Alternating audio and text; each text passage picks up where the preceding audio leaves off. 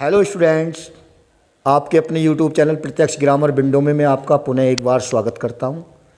और पिछली वीडियो में मैंने आपको पढ़ाया था determiners, definition of determiners and kinds of determiners, और आपसे वादा किया था कि मैं आपको डिटरमाइनर्स के काइंड्स के ऊपर 1 बाय 1 वीडियो लेकर आऊँगा। तो मैं देखिए डिटरमाइनर्स का जो एक काइंड था वो था आर्टिकल, और आर्टिकल पर मैं एक वीडियो लेकर आपके सामने आ गया हूं, क्योंकि ये कंसेप्ट बेहद ही इम्पोर्टेंट है उन स्टूडेंट्स के लिए जो 10th क्लास में बोर्ड एग्ज़ाम की तैयारी कर रहे हैं और जो स्टूडेंट्स कंपटीशन की प्रिपेयरिंग कर रहे हैं, जैसे टेट की प्रिपेयरिंग कर रहे हैं, सुपर टेट की प्रिपेयरिंग कर रहे हैं, या सी टेट की प्रिपेयरिंग कर रहे हैं, या अदर कंपटीशन जिनमें इंग्लिश ग्रामर आती है, उनके लिए बेहद ही महत्वपूर्ण ये मैं वीडियो लेकर आया हूं। तो guys I request you, miss मत करना, वीडियो को लास्ट तक देखना। बहुत अच्छा कंसेप्ट आपको एक क्लियर कराऊंगा 1 बाय 1। एक एक बात बताना चाहूँगा। You know very well about the articles that there are 3 articles in English, a an और the. Okay, you know very well that a और an are the indefinite article and the is the definite article. तो ये तो हम जानते हैं students, लेकिन problem कहाँ आती है जब हम एक सेंटेंस में सही से आर्टिकल को फिल नहीं कर पाते और हमारा आंसर रॉन्ग हो जाता है गाइज। उसका मीन्स क्या है, उसकी हमें बहुत कम जानकारी होती है। और इंग्लिश में एक प्रोवर्ब है that little knowledge is a dangerous thing. थोड़ा ज्ञान खतरे की पहचान। थोड़े ज्ञान के कारण हम उस सेंटेंस को गलत कर लेते हैं। तो guys let us come on the board to understand the articles deeply. Okay guys हमने हिंदी सबने पढ़ी है, because we are Indian and Hindi is so compulsory to everyone. Okay, और इंडियन हर एक व्यक्ति चाहे पढ़ा लिखा है चाहे अनपढ़ है, वो हिंदी जरूर जानता है। ओके स्टूडेंट्स, और स्टूडेंट्स ने तो हिंदी को एक मुख्य सब्जेक्ट के रूप में पढ़ा होता है। तो मैं बताना चाह रहा हूँ हिंदी को मैं इंग्लिश की वीडियो से क्यों जोड़ना चाह रहा हूँ students, because we are Indian and we understand everything with the help of the Hindi. Okay guys, so सबसे पहले हम हिंदी के स्वर की बात कर लेते हैं। वर्णमाला 2 भाग में बटी होती है, स्वर और व्यंजन। लाइक इट इंग्लिश अल्फ़ाबेट भी 2 पार्ट में डिवाइड है, वोवेल एंड कॉन्सोनेंट। तो गाइज आप जानते हैं कि जो हिंदी के कुछ वोवल मैंने यहाँ पर राइट किए हैं वो हैं 6 वोवल, ए, आ, ई, ए, और ओ भी राइट कर देते हैं गाइज। ओ भी हम राइट कर देते हैं, चाहे तो ओ हो या आओ ये हो, ये भी हम यहाँ पर राइट कर देते हैं। तो गाइज ये जो स्वर हैं हिंदी के, इन्हें यहाँ राइट करने का मीन्स ये है कि जब हम किसी सेंटेंस में कोई वर्ड देखते हैं जो वोवल से प्रारंभ होता है, तो वहाँ पर हम इजीली एन का प्रयोग कर देते हैं। जैसे आई एट एन एप्पल, तो एप्पल ए से स्टार्ट हुआ, इसलिए हमने वहाँ पर एन लगा दिया easily. I have an ink pot, I have an umbrella. Because you know very well that there are 5 vowels in English alphabet A, E, I, O, U। इनसे पहले हम एन आर्टिकल का प्रयोग करते हैं, ये हम भली भांति जानते हैं स्टूडेंट्स। लेकिन प्रॉब्लम कहाँ आती है, मैंने पिछली वीडियो में बताया था कि एक्सेप्शन फुल जब सेंटेंस सामने आ जाता है तो वहाँ हम क्लियर नहीं कर पाते क्या लगाया जाएगा। तो मैं बता रहा हूँ किसी शब्द के प्रारंभ में यदि कॉन्सोनेंट भी है, लेकिन उसका जो प्रोनाउंसिएशन है, उच्चारण है, यदि ए, आ, ई, ए और ओ इन स्वर से निकलता है हिंदी के, तो वहाँ पर भी हम एन का प्रयोग करते हैं। Like it you can see, यहाँ पर लिखा है ओटल, तो ये ओटल वर्ड है गाइज, इसलिए यहाँ पर हम एन का प्रयोग करेंगे, जबकि आप देख रहे हैं एच जो है कॉन्सोनेंट है। लाइक इट सेकेंड वर्ड लिखा है हिस्टोरिकल बिल्डिंग। हिस्टोरिकल अगर लिखा जाएगा तो हिस्टोरिकल बिल्डिंग, हिस्टोरिकल, इसको ई से बोला जाता है, इसलिए यहाँ भी एन का प्रयोग करते हैं guys. Like it honest, honest आप जानते हैं ऐसे लिखा जाता है, ऑनेस्ट इसकी आवाज़ निकलती है, ऑनेस्ट, तो यहाँ पर एन का प्रयोग करते हैं। आवर, आवर आप देख सकते हैं, आवर लाइक इट हम राइट करते हैं आवर, तो यहाँ पर भी हम एन का प्रयोग करते हैं। अब बात आती है guys MP, SDM, MLA, X ray machine.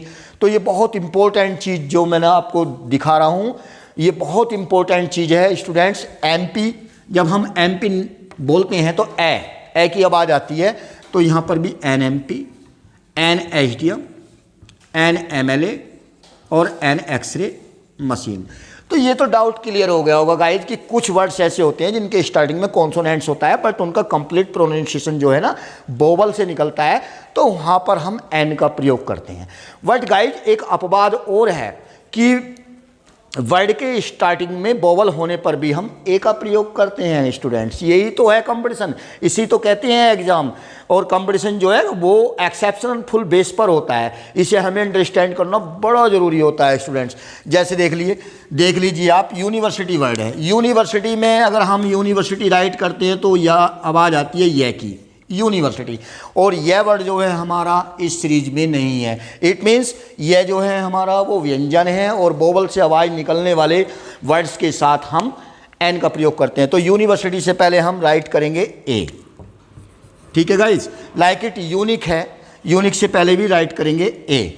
कहीं पर गाइज इंपॉर्टेंट वर्ड है, देखिए बता रहा हूँ आपको, 1 rupees note. I have a 1 rupees note. 1 जो आवाज़ निकलती है तो वैसे निकलती है, way is also the consonant, यानी कि व्यंजन है। इससे पहले भी हम ए का प्रयोग करेंगे अगर 1 की कहीं पर बात आती है। तो मैं समझता हूँ गाइज ये अपवाद जो एक्सेप्शनल फुल पॉइंट्स थे वो मैंने आपको क्लियर कराए हैं। एक बार फिर बता देता हूँ, ऐसे शब्द जिनके प्रारंभ में भले ही कॉन्सोनेंट हो, लेकिन पूरे शब्द की जो उच्चारण निकलता है वो प्रारंभ होता है जब स्वर से, तो वहाँ पर हम एन का प्रयोग करते हैं। और भले ही वर्ड के स्टार्टिंग में कोई स्वर हो, कोई वोवल हो, लेकिन उसका उच्चारण कॉन्सोनेंट से निकलता है, तो हम वहाँ पर ए प्रयोग करते हैं। और एक और बता देता हूँ आपको डेफिनेट आर्टिकल के बारे में। डेफिनेट आर्टिकल है द, और द का प्रयोग किसी पर्वत, नदी, झरना, राजनीतिक दल, समाचार पत्र, पत्रिका और सुपरलेटिव डिग्री से पहले हमेशा द का प्रयोग किया जाता है गाइज।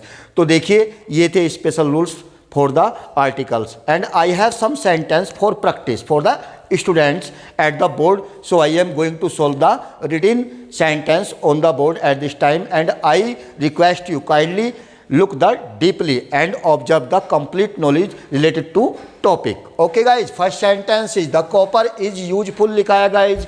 मैं पहले ही बता चुका हूँ guys, यूजफुल वर्ड में यू है स्टार्टिंग में, और यू बोबिल होता है गाइज। बट बोबिल होते हुए भी यहाँ पर हम इनका प्रयोग नहीं कर सकते, क्योंकि इसका जो उच्चारण है वो ये से शुरू हो रहा है। हिंदी के अक्षर ये से शुरू हो रहा है, यह हमारा इस श्रेणी में नहीं है, इसलिए हम यहाँ पर एन नहीं लगा सकते गाइज। तो यहाँ पर हम लगाएंगे a, copper is a useful metal. Clear हो गया होगा guys. Now we can see the second sentence in the series of the solution of the sentences. Second sentence, he is not honourable man. Honourable you know very well, honourable H से प्रारंभ हुआ है guys, लेकिन H यहाँ पर silent रहता है और इसका जो उच्चारण निकलता है ऑनरेबल निकलता है। ऑनरेबल से पहले हम यहाँ पर एन का प्रयोग करेंगे guys. Last next 3 sentences, honest man speak. Speak के बारे में बता देता हूँ गाइज। यदि सेंटेंस में कहीं स्पीक आता है, जैसे स्पीक ट्रूथ आता है, तो वहाँ पर हमेशा दा का प्रयोग होता है। और अगर टेल आता है, लाई आता है, टेल लाई के साथ ए का प्रयोग होता है, और ट्रूथ के साथ दा का प्रयोग होता है। तो honest man speak the truth. Understand guys. Next sentence, do you see the blue sky. प्राकृतिक वस्तुओं के साथ जो प्राकृतिक चीज़ें होती हैं उनसे पहले किसी नदी का नाम हो, कोई यूनिक हो, जैसे द मून है, द सन है, कोई ऐतिहासिक इमारत हो जैसे रेड फोर्ट है, the red fort, the Taj Mahal. इस प्रकार से वहाँ पर भी हम द का प्रयोग करते हैं स्टूडेंट्स। और next 5 sentence, he return after hour. Hour आप समझ गए होंगे, आवर मैंने अभी बताया था। तो he return after an hour. Clear हो गया होगा guys. Yesterday was European. European को आप देख रहे हैं ये से आवाज निकल रही है, तो यहाँ पर ए आ जाएगा guys. He so stupid as an owl. Owl ऐसे आवाज निकल रही है गाइज, तो यहाँ पर एन आ जाएगा। नेक्स्ट सेंटेंस, एक फ्रेंच इज इजी लिखा है, तो यहाँ पर ई से आवाज निकल रही है, तो French is an easy language. Like it the next sentence, 9 number, I first met him year ago. तो यहाँ पर अपवाद है गाइज, ये आवाज निकलती है ईयर से। ये ईयर हम इस प्रकार लिखते हैं, यहाँ अपवाद है, लेकिन always remember before the year B use the ए। इस ईयर से पहले हमेशा ए का प्रयोग करते हैं, यहाँ पर एन नहीं लगाएंगे गाइज। क्लियर हो गया होगा। Next sentence is, Ganga is holy. There is a first blank before the Ganga and a blank in the middle of a sentence, so you can see that Ganga is the name of a river, so with the name of the river always use the the before the name of any river. So यहाँ पर the बिल्कुल suitable रहेगा guys. और Holi river का means है, तो यहाँ पर एच है और कंप्लीट जो वर्ड का प्रोनाउंसिएशन हो रहा है वो कॉन्सोनेंट से हो रहा है गाइज, इसलिए यहाँ पर ए का प्रयोग करेंगे। तो मैं समझता हूँ स्टूडेंट्स की वीडियो बहुत पसंद आई होगी आपको। कंसेप्ट मैंने बिल्कुल जानकारी के साथ क्लियर कराया है, और नेक्स्ट वीडियो और डिटरमाइनर्स के काइंड्स की वीडियो पाने के लिए लगातार बने रहिए मेरे चैनल पर। If you are watching my video first time, kindly subscribe my channel and press the bell icon to get the notification of new videos. Okay.